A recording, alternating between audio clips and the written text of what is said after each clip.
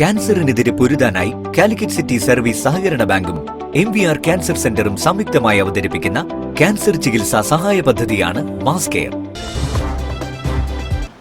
വാർത്തകൾ തുടരുന്നു. കച്ചിൽ നിന്നെത്തിയ സാംസ്കാരിക തനിമയുടെ കാഴ്ചകളുമായി ആഷാദി ബീച്ച് എന്ന പരിപാടി. കടലിനെ ആരാധിക്കുന്ന ചടങ്ങാണിത്. കാലിക്കറ്റ് ലോഹന മഹാജൻ സമുദ്ര പൂജ നടത്തി. ഹിന്ദു കലണ്ടറിലെ സാവന്ത് 2081 ആഷാഢമാസത്തിലെ ശുക്ലപക്ഷത്തിന്റെ 2ാം ദിവസം ആഘോഷിക്കുന്ന ആസാദി ബീജ് എന്ന ചടങ്ങാണിത്. ഈ ദിവസം കടൽ ദൈവത്തെ പ്രാർത്ഥനകൾ, പാൽ, മധുരമുള്ള ചോറ്, തേങ്ങ, അടക്ക മുതലായവ നൽകി ആരാധിക്കുന്നു. വർഷങ്ങൾക്ക് മുൻപ് തടി, നാളികേരം, കളിമൺ, ഓട് തുടങ്ങിയ എല്ലാ വസ്തുക്കളും ഉത്തരേന്ത്യയിലേക്ക് കപ്പൽ വഴിയാണ് അയച്ചിരുന്നത്.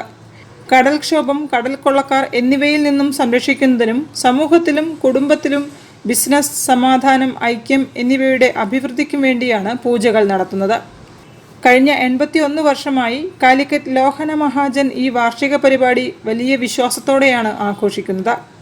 സുലൈലാൽ എന്ന് വിളിക്കുന്ന കടൽ ദൈവം പ്രധാന ആരാധനാമൂർത്തിയാണ്. ലോഹന കമ്മ്യൂണിറ്റി കച്ചി പുതുവർഷമായും ആഘോഷിക്കുന്നു. ഒറീസയിൽ ഇത് രഥയാത്ര ആയിട്ടാണ് ആഘോഷിക്കുന്നത്. പൂജാരി രാജേഷ് റാവൽ പൂജകൾ നടത്തി.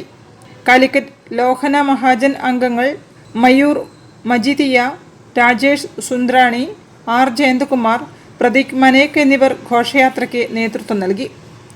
News bureau, Kozhikode. കേന്ദ്രമന്ത്രിയായ ശേഷം ആദ്യമായി കോഴിക്കോട്ടെത്തിയ സുരേഷ് ഗോപി MTA സന്ദർശിച്ചു.